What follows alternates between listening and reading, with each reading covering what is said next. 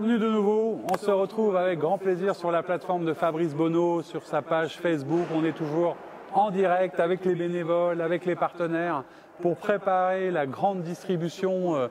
Vous avez vu tout au long de la journée ces sacs qui se sont accumulés, c'est très impressionnant.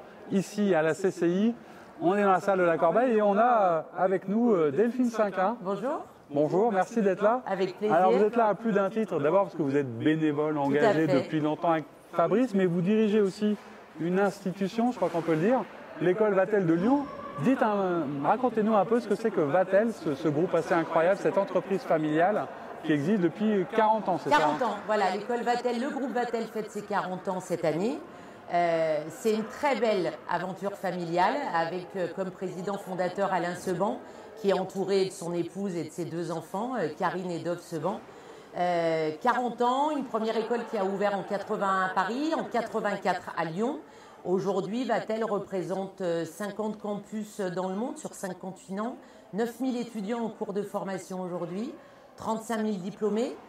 Voilà, on forme des jeunes après bac. Qu'est-ce qu'on y fait alors dans cette école? Qu'est-ce qu'on y apprend comme métier? Beaucoup de choses. On va initier les étudiants au métier de l'hôtellerie-tourisme sur 3 années d'études où ils vont alterner entre les cours théoriques et les cours pratiques dans nos propres structures d'application pratique, avec des stages de longue durée chez nos partenaires hôteliers.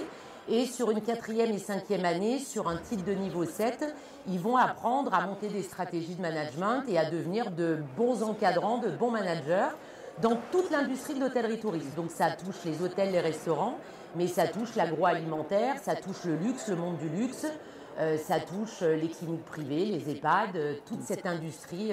C'est très diversifié. Pour qu'on se rende compte, à Lyon, c'est, vous me disiez, 800 personnes sur le campus, 850 étudiants sur campus, alors qui ne sont pas là tout le temps en même temps, parce qu'ils ont des stages, donc ils alternent un petit peu. Mais oui, 850 étudiants. Alors là, ça fait une petite année où on vit des moments pas forcément faciles. Oui, j'allais dire, ils doivent un peu souffrir, parce qu'à la fois, comme étudiants, c'est compliqué, mais dans ces métiers, souvent, ils ont des applications dans des hôtels, dans des restaurants qui sont fermés. Du coup, comment est-ce que vous essayez de vous occuper de... Vous êtes la maman de 850 jeunes, quoi. Oui, Ça ne se voit pas. Oui, c'est ça. Non, au mois de mars, quand on nous a annoncé l'année dernière le premier confinement, on a dû très vite rebondir parce qu'on s'est engagé auprès de ces jeunes à leur donner des compétences et à les encadrer, les entourer et être solidaires avec eux. Donc on a tout de suite rebondi et mis les cours en distanciel. Concernant les stages chez nos partenaires, c'est là où ça a été très compliqué parce que notre industrie a fermé ses portes. Donc on a la chance d'avoir un cursus qui dure 5 ans, donc on s'est réorganisé, on a décalé les stages à l'année qui suivait. Je vous avoue que là, on ne pensait pas après 1 an être encore là, mais on a eu quand même des aménagements grâce au gouvernement et à certains accords où on a pu ouvrir notre restaurant d'application pour faire des travaux pratiques, alors sans clients, certes, mais c'est déjà mieux que rien. Les cours sont en distanciel et on a eu l'accord depuis le mois de janvier d'accueillir 20% de notre capacité d'accueil totale. Donc on a pu faire revenir une centaine d'étudiants. Alors sur 850, vous allez me dire c'est pas grand-chose, mais c'est déjà mieux que rien. Donc on a fait revenir les étudiants qui avaient un diplôme, un titre 6 là, dans 1 mois, où ils vont devoir être en présentiel sur un examen alors qu'ils n'ont pas beaucoup vu leurs professeurs en présentiel. Mais bon, on est obligé de trouver des solutions. Donc il faut rester positif pour nos jeunes parce que nous, alors c'est dur aussi pour nous, mais on a la maturité, on a l'expérience, donc on prend un peu sur nous. Et nos jeunes, malheureusement, à 20 ans, je crois que personne n'est préparé à 20 ans à vivre ce qu'ils vivent, quoi. C'est pas très drôle et du coup, c'est aussi pour ça qu'évidemment, vous êtes là depuis avec Fabrice Bonneau dans toutes les opérations et vous avez évidemment dit encore plus oui, j'allais dire, pour cette opération spéciale étudiants. Et d'ailleurs, vos étudiants, ils sont mobilisés parce que c'est ça qui est intéressant. Demain, pour distribuer les 1500 repas aux étudiants, c'est d'autres étudiants qui vont... Tout à fait.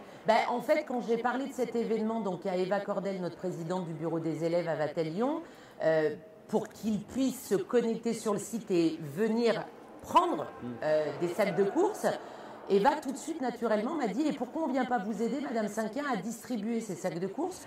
Parce que quelque part, oui, on est en difficulté, mais on aimerait donner aussi et aider les autres étudiants. Donc, c'est les étudiants pour les étudiants, quoi. Donc, c'est assez chouette. C'est une belle histoire, une belle aventure. Voilà, merci à vous d'avoir été là. Je sais que la journée était longue. Oui, mais bon, parce c'est pas grave. Il a fallu les remplir, ces sacs, mais au moins on est là pour aussi partager de l'enthousiasme, de l'énergie et de la disponibilité. Merci évidemment à Vatel d'être là aussi indirectement avec ses étudiants. Et puis nous, on se donne rendez-vous demain avec une nouvelle émission, des nouveaux invités, des partenaires, pour parler encore et toujours de cette opération Ensemble Unis pour nos étudiants. À très vite sur le plateau d'Immédiat Politique.